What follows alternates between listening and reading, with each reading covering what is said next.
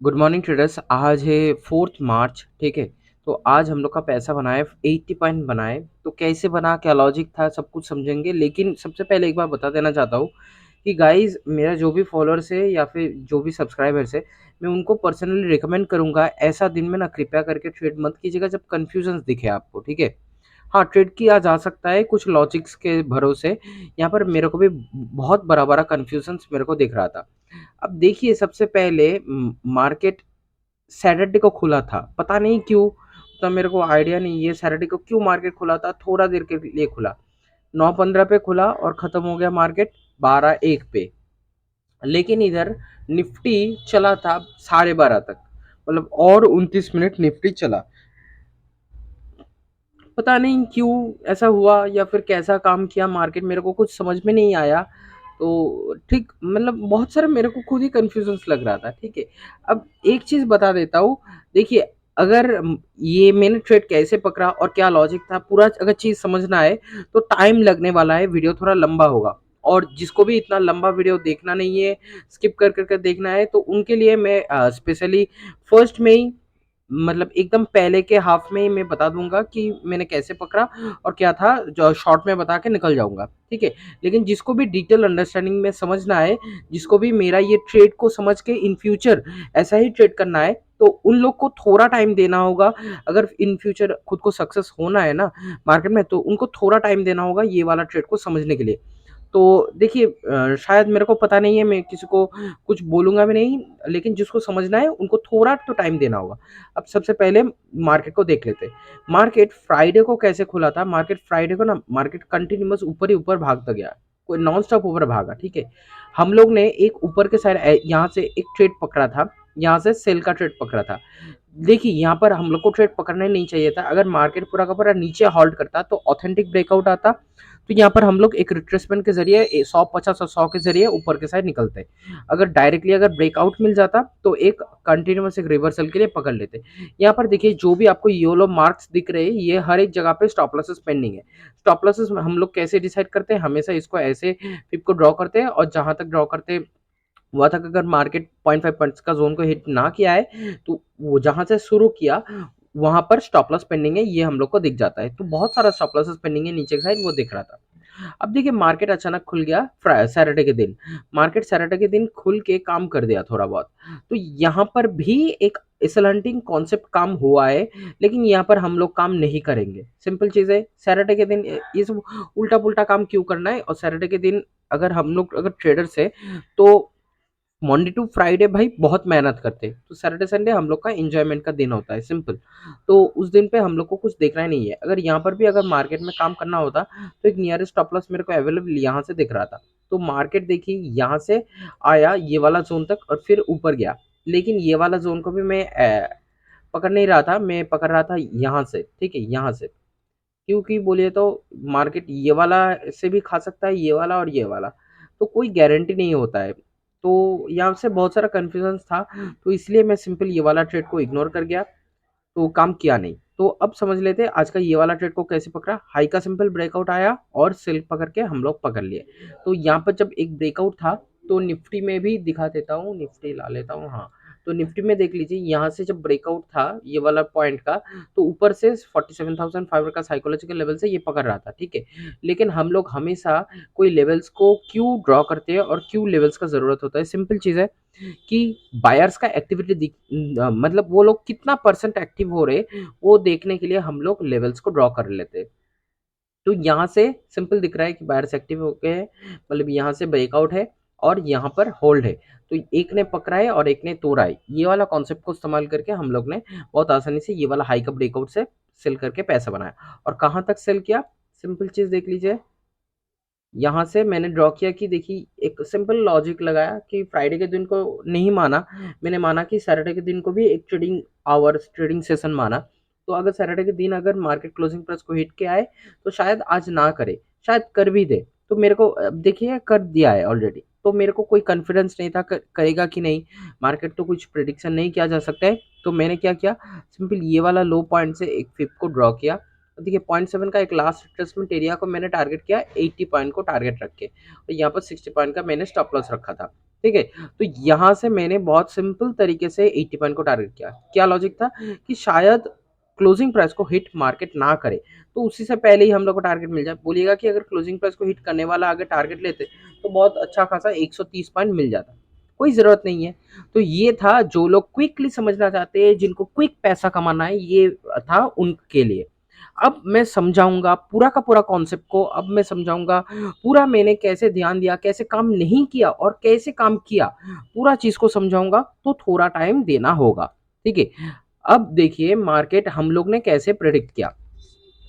सबसे पहले यहाँ पर जब काम होने वाला था, तो यहाँ पर डेटा चार्ट में भी अच्छा खासा सेलिंग ऊपर से अवेलेबल हम लोग को दिख रहा था, ठीक है? जब मार्केट ऊपर अच्छा खासा जा रहा था, ये पहला था, ठीक है? देखिए, ऐसा कुछ मैंडेटरी नहीं है कि हम लोग को ये डेटा चार्ट मैंडेटरी होता है, डेटा देखना ही होगा, कोई ऐसा लॉजिक नहीं होता है। लेकिन हम लोग ने एक चीज़ ये ध्यान से देखा कि मार्केट हम लोग के इस दिन मतलब फ्राइडे को क्या किया था, हम लोग ने यहाँ से हाई से सेल किया था, लेकिन मार्केट कोई भी रिट्रेसमेंट नहीं दिया, हम लोग को पैसा नहीं दिया। तो एक चीज देखिए, हाई सेलिंग में हाई ब्रेकआउट वाला सेल में हम लोग ने पैसा नहीं कमाया था, तो ये वाला चीज अभी तक नहीं हुआ है मार्केट में। तो ये अगर इस दिन हाई का ब्रेकआउट होकर अगर मार्केट इतना भाग आए, तो शायद मंडे के दिन भी लोगों को दिखे कि चलो आज का भी हाई का ब्रेकआउट हो रहा है, आज भी मार्केट भागने लगेगा, काम कर लेते हैं, पैसा बना लेंगे। लेकिन ऐसा होगा नहीं। सैटरडे को उस टाइम पे मैंने सैटरडे को इग्नोर किया। अब देखिए यहाँ से ना, जो भी नए बिगिनर प्लेयर्स होंगे उनको बहुत सारा कंफ्यूजन दिखेगा, क्योंकि देखिए यहाँ से भी एक क्लोजिंग प्राइस दिख रहा है, यहाँ से क्लोज ये वाला क्लोजिंग प्राइस को हम लोग रिस्पेक्ट देंगे, या फिर ये वाला जो फ्राइडे का क्लोजिंग प्राइस है इसको रिस्पेक्ट देंगे, कौन सा क्लोजिंग प्राइस को रिस्पेक्ट देंगे, ये चीज रियली मेरे को खुद को नहीं पता है। तो आपको मैं क्या समझाऊं। तो मैं बस देखिए एक चीज मेरे को दिखा कि चलो ये वाला क्लोजिंग प्राइस को अंदाज से बस दे दिया रिस्पेक्ट, और मेरे को दिखा कि अगर मार्केट ये वाला क्लोजिंग प्राइस को लो का ब्रेक डाउन करके कुछ अटपट सा काम करने का कोशिश किया तो करेंगे नहीं, क्योंकि देखिए यहाँ से लो का ब्रेक डाउन से एक ऑलरेडी बाई आ चुका है, ठीक है? तो बहुत सारा अटपट सा मोमेंटम है, नीचे के साइड बहुत सारा स्टॉप लॉस है। अब देखिए अगर यहाँ से हम लोग एक सोचे कि चलो यहाँ से एक फिब को ड्रॉ करते और मार्केट को फिब को ड्रॉ करके ऊपर तक छोड़ देते, तो देखिए ना ये थोड़ा बहुत बड़ा ज्यादा हो गया, तो मार्केट यहाँ तक, तो अब मार्केट शायद यहाँ से आके ऊपर जा सकता है, पहला। दूसरा देखिए मार्केट यहाँ तक भी आ सकता है, मार्केट ये वाला जोन को भी खाने के लिए आ सकता है, लेकिन ये थोड़ा दूर हो जाएगा, तो इसको शायद खाने के लिए नहीं आने वाला है। तो मार्केट ये वाला को ही हिट करता है, ठीक है? उससे भी दूर है, उससे भी दूर है, कोई गारंटी है क्या मार्केट इसको खाने के लिए नहीं आने वाला है? कुछ गारंटी नहीं है, ठीक है? लेकिन फिर भी देखिए जो जहां से बहुत ज्यादा कुछ जब इसल दूर हो जाता है ना, तो मार्केट उसको खाता नहीं है। ये एक लॉजिक हमेशा याद रखेगा कि यहाँ से देखिए मार्केट कितना पॉइंट ऊपर गया, 1400। जिसको 1400 पॉइंट का प्रॉफिट दिख रहा है वो क्या अभी भी बैठा रहेगा? वो उतना पागल नहीं है। जिसको 1100 पॉइंट का प्रॉफिट दिख रहा है वो भी बैठा नहीं रहेगा यहाँ से। अब यहाँ से देखिए जिसको ऑलरेडी 800 850 प्लस पॉइंट का प्रॉफिट दिख रहा है वो भी बैठा नहीं रहेगा। आप एक खुद का लॉजिक सोचिए, तो ये आपको समझ में आ जाएगा। आप अगर खुद 850 पॉइंट के प्रॉफिट में होगे तो ठहरे रहोगे? नहीं रहोगे ना।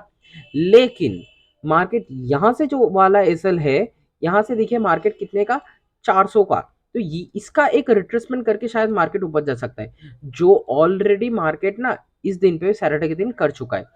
तो बहुत सारा लो साइड में बहुत सारा कंफ्यूजन था, तो मैं सिंपल कंप्यूटर चला के बैठ चुका कि चलो मार्केट अगर ये वाला हाई का अगर ब्रेकआउट दे या फिर सबका ब्रेकआउट दे दे, तो हम लोग सेल करके पैसा बनाएंगे। सिंपल चीज था, ठीक है? तो ये वाला चीज में हम लोग बैठ गए, और यहाँ से हम लोग को जब मार्केट में काम होता हुआ दिखा, तो ऑलरेडी दिखा कि एक डे हाई का ब्रेकआउट है, तो बायर्स एक्टिव है। ये वाला प्रीवियस डे का ये वाला सैटरडे को एक पूरा का पूरा दिन मान रहे हैं, और देखिए इसको भी अगर एक दिन मानेंगे तो ये वाला स्विंग का भी ब्रेकआउट है।